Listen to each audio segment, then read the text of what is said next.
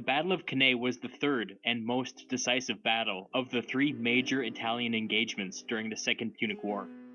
This single event redefined Roman strategy for a generation and has fascinated generals ever since. If you look at my two previous videos, which are about the Battle of the Trebia River and the Battle of Lake Trasimene, you'll notice that these were instances where Hannibal clearly outsmarted his opponents. The Romans noticed this too, but they wouldn't have called it smarts, they would have called it trickery. They hated trickery. To the Romans, the ideal battle took place on a flat surface with no obstacles around, where two armies could just come straight at each other and go at it. They had reason to feel this way. They had some of the best heavy infantry in the known world. To them, it was all about the strength and grit of head-to-head fighting. After losing two entire armies in what the Romans would have considered an unfair fight, they were determined to force a battle on their terms. In order to make this battle truly decisive, each consul was given two standard-sized armies. These four combined armies totaled an unprecedented 86,000 men.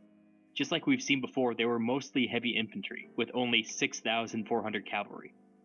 As the Romans marched south to meet Hannibal, they deliberately kept to flat, open land. They knew that they had the numerical advantage, and didn't want to get sucked into another one of Hannibal's tricks. Hannibal's casualties from the previous battle had replaced themselves yet again, with new Gallic allies coming over to his side after his victory. Gauls now made up a third of his army. In total, he had 50,000 men, consisting of 40,000 infantry and 10,000 cavalry. Going into the battle, Rome's strategy was pretty straightforward.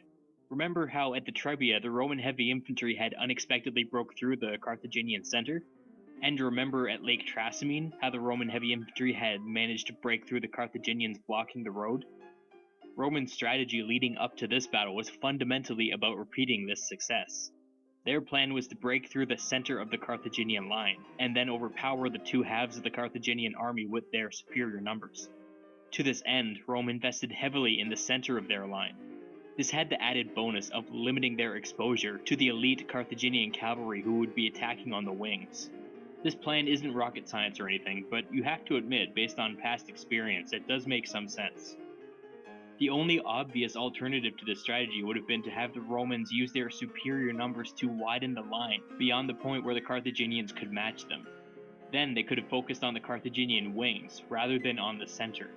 This is a much more conventional strategy, but the only problem with it is that it leaves the infantry on the wings extremely exposed. So instead, they decided to attack up the center. Finally, they were thinking ahead, trying to mitigate the enemy cavalry. In order to fit even more men in the center of their line, the Romans formed up in large, narrow columns. Their cavalry was on the wings as usual, but their only job was to shield the infantry. The infantry on the wings' only job was to shield the infantry in the center. According to the plan, the center was where the battle would either be won or lost. The Carthaginian strategy going into the battle was eerily the opposite of the Roman one. Hannibal wanted to have a very thin center, with his elite African and Spanish infantry stacked deep on the wings. You'll see why in a minute. The Romans and the Carthaginians now formed up. The Romans left 10,000 of their 86,000 men to guard their camp, with the intent of launching a huge raid against the Carthaginian camp once the battle started. It seems to me to be a little overconfident to leave so many men behind, but their thinking was that the Carthaginians were pretty poorly supplied, which meant that a well-placed raid could potentially weaken them beyond their ability to fight. Again, it seems overconfident, but at least they're thinking ahead. So, the remaining 76,000 Romans deployed in the formation I described earlier, with a river on their right. The Carthaginians deployed opposite them. Immediately, the Carthaginian cavalry charged the Romans hard on the right flank. The Roman cavalry was significantly outnumbered and outclassed, and received absolutely no support from the nearby infantry. It was a mess. Apparently somebody mistakenly gave the order to dismount just as the cavalry were charging in, leaving everybody totally unprepared to fight. In a matter of minutes, the Roman cavalry on the right were killed or driven off. One of the consuls may have been killed in this initial clash. It was a terrible way to start the battle. It's worth noting here that the consuls were commanding from the cavalry on the wings, and not from a central location behind the infantry. For some reason, this really bothers me. It's no wonder that the Romans were slow to adapt at the Trebia, and at Trasimene, and here at Cannae. Their consuls were more interested in playing soldier than commanding an army. My boy Caesar never would have pulled stuff like this. His HQ was always right behind the thick of the fighting, with messengers coming and going at all times. Even Hannibal here at Cannae put himself right behind his center, where his line was thinnest, so that he could quickly move men around if he needed to. According to their own plan, the Roman heavy infantry in the center were key to winning this battle. At least one consul should have been with them. It's idiocy, if you ask me. Anyway, the Roman horse on the right were in disarray. Then, the Carthaginian infantry advanced. For some reason, they formed a convex shape with their line as they advanced. This could have been a mistake, but it also could have been a way to exaggerate the weakness of their center. In other words, they could have been offering up an enticing target. While this was happening, the cavalry on the Roman left were playing cat and mouse with the Carthaginian cavalry. The Carthaginians kept on charging and retreating and charging and retreating, and neither side really wanted to fight. As the infantry from both armies finally met, the Romans set to work. Their heavy infantry in the center hit hard and began to push the enemy back. However, the Romans didn't know this, but Hannibal had ordered his center to deliberately give ground as needed.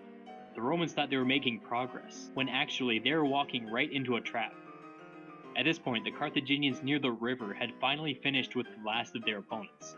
They turned and charged all the way across the field to help their buddies on the other side. The Romans on this side were now outnumbered 3 or 4 to 1, and made a hasty retreat. By the way, and I hate to harp on this, with them went the other consul. We now have one consul dead and the other consul driven from the field. It kinda just makes me crazy. Meanwhile, the Roman infantry continued to advance right into the Carthaginian line. The center continued to slowly fall back as the wings held strong. Once the entire Roman line was fully committed, the Carthaginian infantry on the wings suddenly pivoted and charged inward. Simultaneously, the Carthaginian cavalry, free from any opposition, charged the Roman rear. You see this? It's a disaster. The Romans were now being squeezed from all directions and lost all cohesion. The army was now just a confused mess of humanity, pressed shoulder to shoulder with no room to fight. Now the battle was more like a mass execution. Of the 86,000 Romans, only 3,400 would escape. The 10,000 men left behind at the Roman camp would be captured, and everybody else would be killed. The Carthaginians, on the other hand, lost only 8,000 total. If you're into kill-death ratios, that's 10 to 1. I cannot overstate how significant this loss was. It should have brought the state to its knees. There are estimates that Rome lost 20% of its adult male population on that day. To put that in some context, in World War I, Germany lost 6% of its adult male population over the course of 4 years. It's so